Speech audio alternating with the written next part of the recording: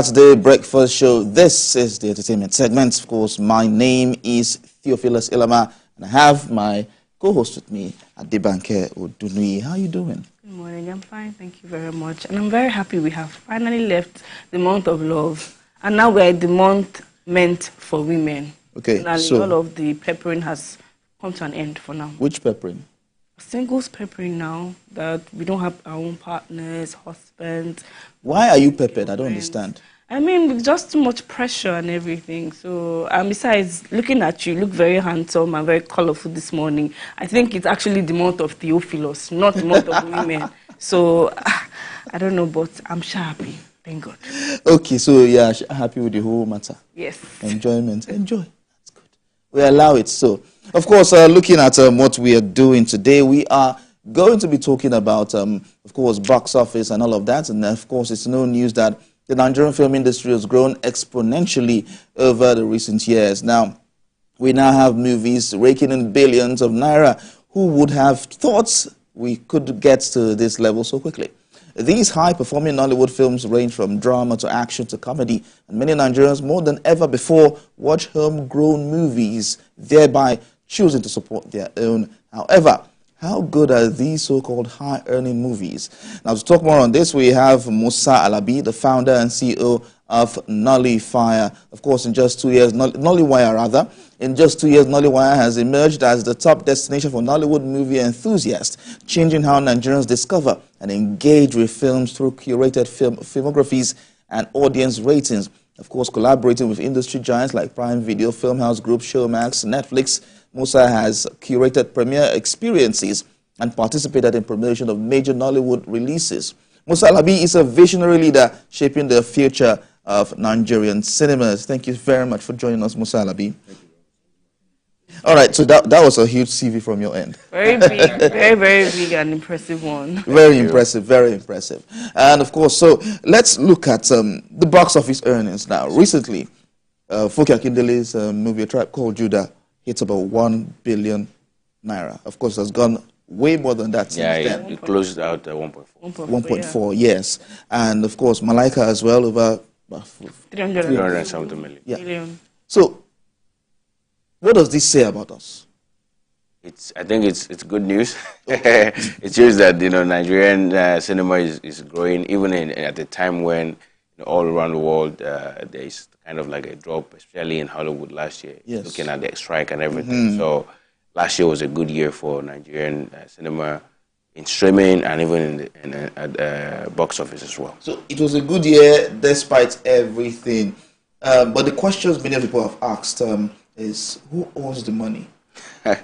I mean, if you're talking about box office earnings, right? Yes. I think that the people who make the most, if I remember correctly, are the cinema operators, right? So typically, I mean, it's not always like that. So every other week, opening week split is different from the other weeks.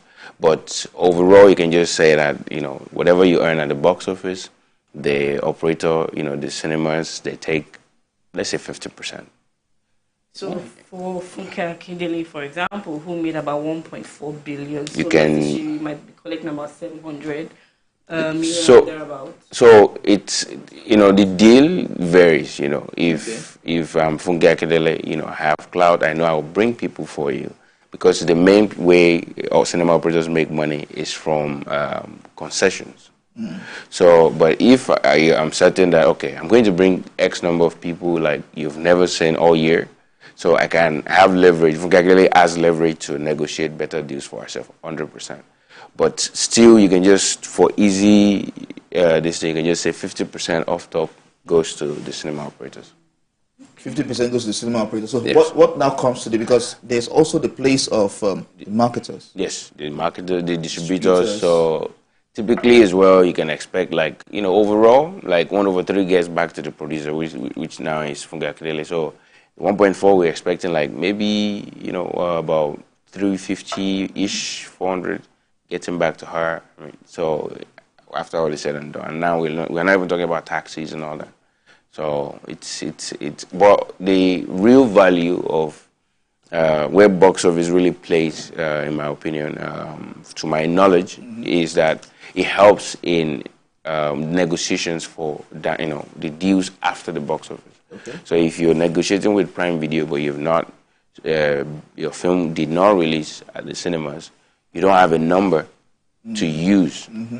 But right now, A Tribe Called Judah is the highest grossing film. It means when it comes to streaming, everybody is going to go and find it.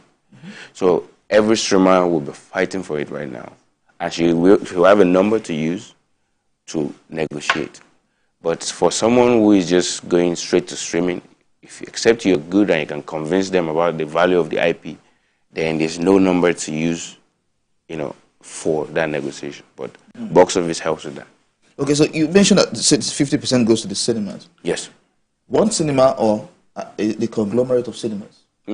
So that's overall. So I'm buying a ticket of 5,000 or 3,500. So it splits. Then they return. They remove taxes as well, because if the cinemas are removing taxes, then they send back to the distributor. Distributor remove his own money as well. And then these are issues that even executives in the industry have been discussing for years, multiple taxations at all these levels before even the producer has to now pay taxes as well. So you can see how this is really, really tough for Nigerian filmmakers. They are the OG, they are the VIPs. In fact, they are doing amazing work. So it means that if your movie grossed about 50-something million after everything, you are going home with close to nothing. Yes, that's correct. That's correct. The more you mention distribution, I kind of remember also piracy. How much do you think piracy takes from these producers, distributors, and also the cinemas? Honestly, it's hard to value, because data even already is a big issue, in Nigeria. But I'll say a lot. Because whether for streaming titles, whether for films at the box office films actually are more secure. Although we did experience a breach last year for A Tribe Called Judah. Even Malaika, Yeah, as well. that she almost fainted. Exactly. So that was new. It was very terrible act by whoever perpetrated that. However, when a film is in the cinemas, it's more secure. You can't get access to it. It has to be someone somewhere, maybe as they're sharing the files. It doesn't necessarily mean it's from the cinema operators, right? How are they more secure? What do you mean by more secure? Is it that for streaming platforms, for example, a Prime Video, for example, someone can leak it from maybe where they control the whole platform, or what? So if you understand how all these piracy websites work, so they seed and all these things, but on for a cinema title, it's well protected. There is a technology that prevents that. Even though the technology exists that protects even a film that is online, a lot of these streaming platforms have not implemented that. So if you notice, when Battle on Booker Street was released in 2022, and throughout its entire run at the cinemas, you didn't find anything anywhere. Okay. The same thing applies across the world. It's when it comes to streaming that you now find it everywhere. That people can download it for free everywhere. And this takes away, because imagine there was no piracy. It means there will be more subscribers for streaming platforms, and it means if Netflix was earning more, if Prime Video was earning more, if Showmax was earning more, they will give Nigerian producers more money to make better films, because budget is everything after all, right? Yeah, okay, so I know there was a time that there was this complaint about having more cinemas, or we having less cinemas in Nigeria. But do you think this has affected the quality of movies we bring out? Oh, definitely, because again, it comes down to the numbers, right? So because currently we have fewer than 300 screens in Nigeria. And the entire sub-Saharan African, fewer than 1,800, 1,700. So, because if you look at just the US alone, the US is about, there have been reductions, but more than 30,000 screens. Okay. UK, more than 4,000 screens. But the entire sub-Saharan Africa, fewer than 1,700 screens. So what this means is, so a tribe culture that we're talking about today, that it made 1.4 billion. If we had, say, 2,000 screens in Nigeria, it means easily that film made 10 billion, maybe 6 billion, but definitely not 1.5, 1.4. If you see a film in like today makes 50 million, it means that film could have easily made maybe 300, could have made 400, 500 million. So if we have more screens, it means films could make more money. So to answer your question about production quality, it means producers will be able to convince investors about returns because potential earnings are higher now because of more screens. So these are the issues that we even need more investors to come in to focus on having more locations for people to experience Nigerian films. You're talking about more investment to come in. What will it be for them? I mean, first of all, it will be an asset because if for us to have more locations, it means somebody has to build a place. So real estate is what we're talking about here in the end, right? And it also means in terms of concessions, that's where the real money is for operators, basically. So think about it this way: a tribe called that had about 350,000 admissions, if I'm not wrong. So, 350. Yeah, 350,000 people went to watch A Tribe Called Judah, if I remember correctly. So for example, now when I went to watch it with my ex back then. So February. February. Yeah, I'm so glad I'm not. yeah. February is over, like you said. Over. Thank you. So, and but what we spent on the ticket was like twice what we spent on like popcorn and drinks and stuff. So that money we spent on popcorn, whatever, goes to the cinema operator. So by the time 10 people buy tickets, so let's say film tickets is actually 3.5. But let's say average person spending 5K on popcorn and stuff. So by the time we buy 10 tickets, we have 35,000 naira on ticket sales. We have 50K on popcorn and drinks. And that 50K belongs to the cinema operator, no shares. So and they will still take from the 35? Now they will not take half from that 35. It's time to, I think we need to start the cinema business. Start to. But it's operation heavy. So that's why they need big films to bring a lot of people. So all year around, like most of the year, people are trickling in. But thanks to people like Funke Akindele, to Abraham, they're able to bring people in numbers. So that's when things really. So if we're able to have more event films like that brings people out in thousands, hundreds of thousands of, then like cinema business, we will see more places. So it's a thing that it's an ecosystem in the end, right? So we need our producers to make more money, to make better films, so that it will be an event. Cinema is an event, people like plan it. I remember when, towards December, everybody was planning towards, okay, I'm going to watch this. Yes. They were planning for it. It was an event. It's not something that, so this is very important. Like, producers need to make more money so that they can make good films that will bring people out to the cinemas, so that the cinema producers can also make more money.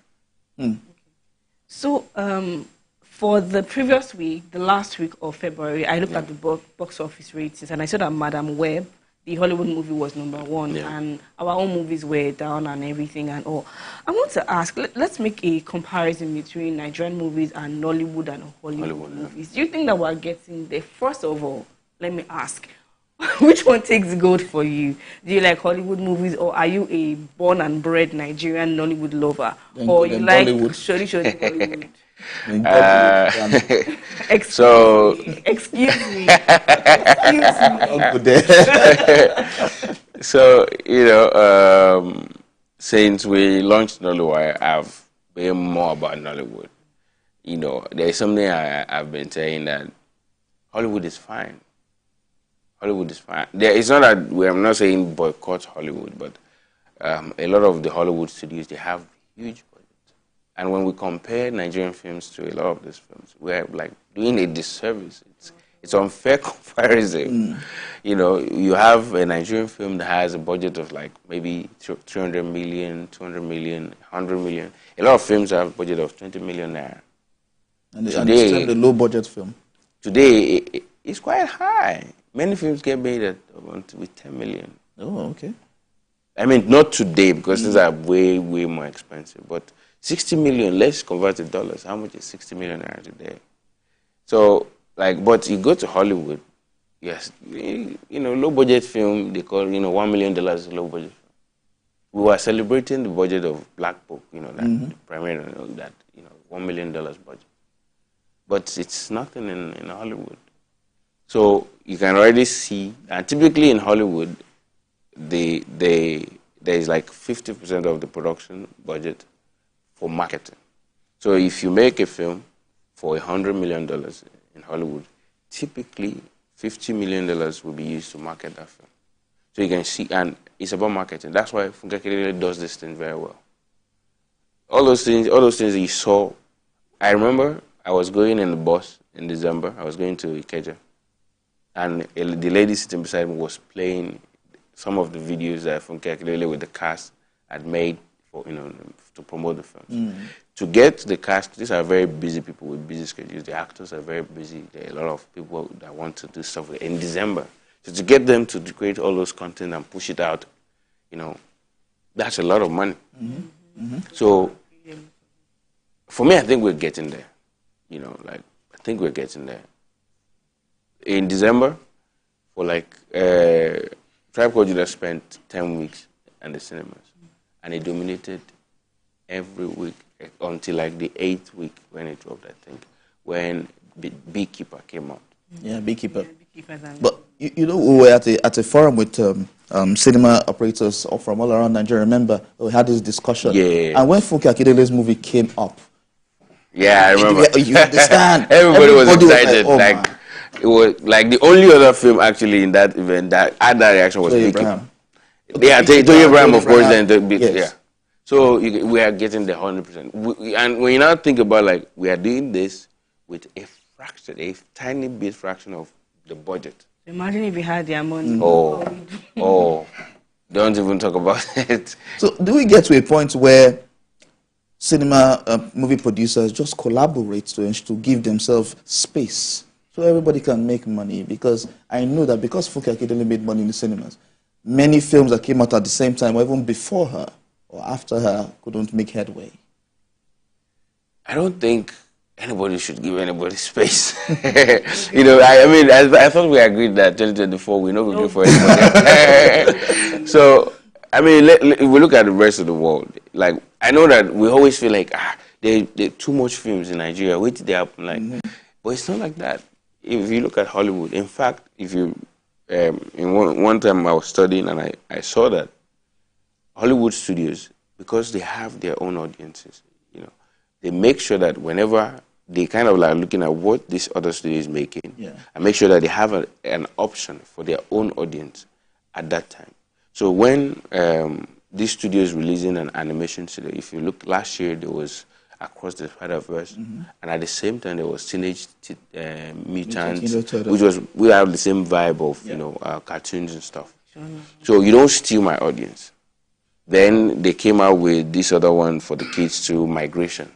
So it's like everybody's trying to protect their audience. So Abraham has a film, Funke should have her own film. What's her name? Should have Adamodadi. What's her name?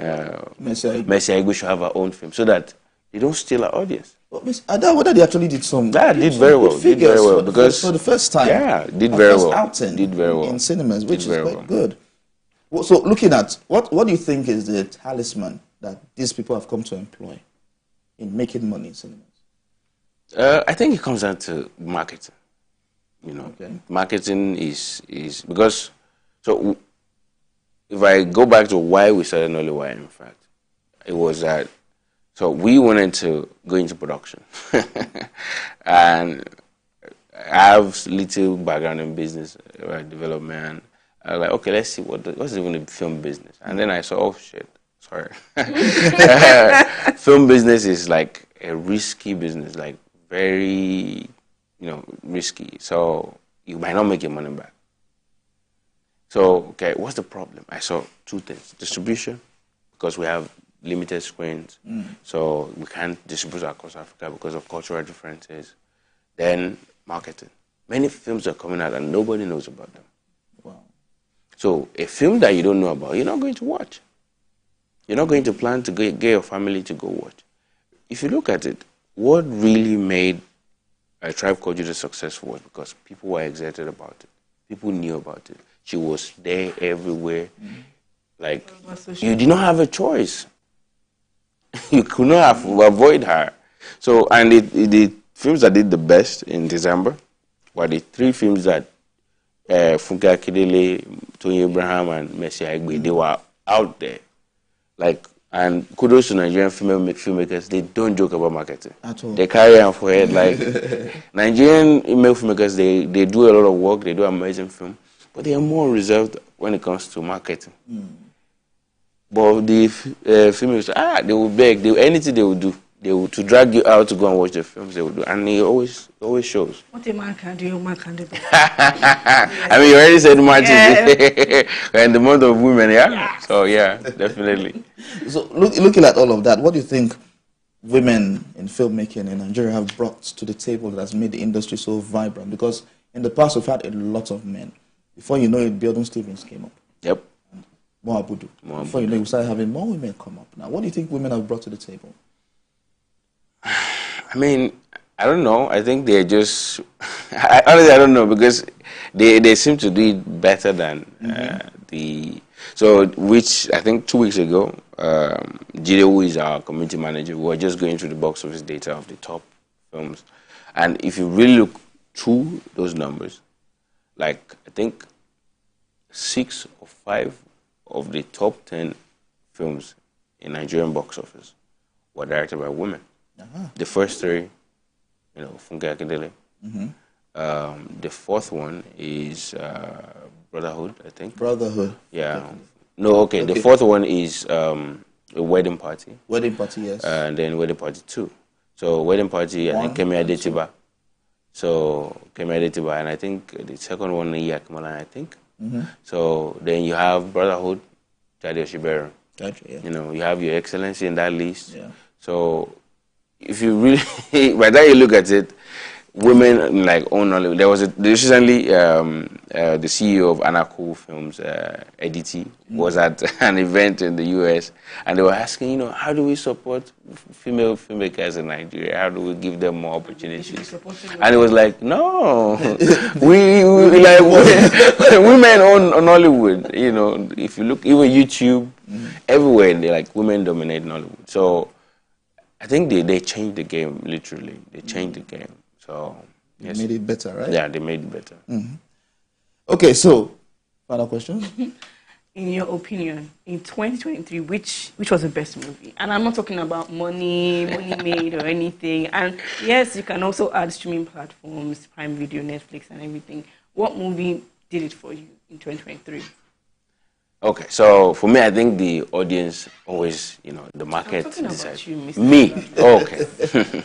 So for me, I watch a lot of films actually in December. I didn't really work a lot. So I enjoyed A Tribe Called Judah for one in cinemas. I watched it the same day with Adam Daddy. I enjoyed it too. Okay. On streaming, on Prime Video, I really enjoyed Breath of Life. Breath of Life. No, and on Netflix, I think I enjoyed Blood Vessel as well. Blood Vessel? Yeah, Blood Vessel. Moses someone. Yeah, so like Nigerian films are getting better. Trust me, every year budget is getting better, so they're able to pay actors to calm down. For example, Black Book, for 13 months, RMD couldn't work on another film, and it shows because that's the first Nigerian film to dominate Netflix charts globally. #1 film all around the world. So budgets, you know, trust me, we're on the right. In the next 10, 15 years, it will be like the best time to get into Nollywood was yesterday. The next best time is today. Now. I think we need a major international film festival here in Nigeria. A major one that brings all filmmakers together and showcase what we have. You know? I think Afrif is doing Yes, amazing Africa is work. doing well. I think Afrif is doing Africa is amazing doing well. work. But it's still confined to, have something big on a large scale where everybody comes together. Just like the Sunday Film Festival, the Cannes Film Festival, everybody comes together and we're all there talking about Nigerian movies and doing all we can to move the industry forward. There's a lot of things happening. Edo State government is also Yes. doing amazing work with the Edo State Festival. And Delta State has a film village as exactly. well. So a lot of things. Lagos State also announced Yes. recently a film village. So where things are getting better.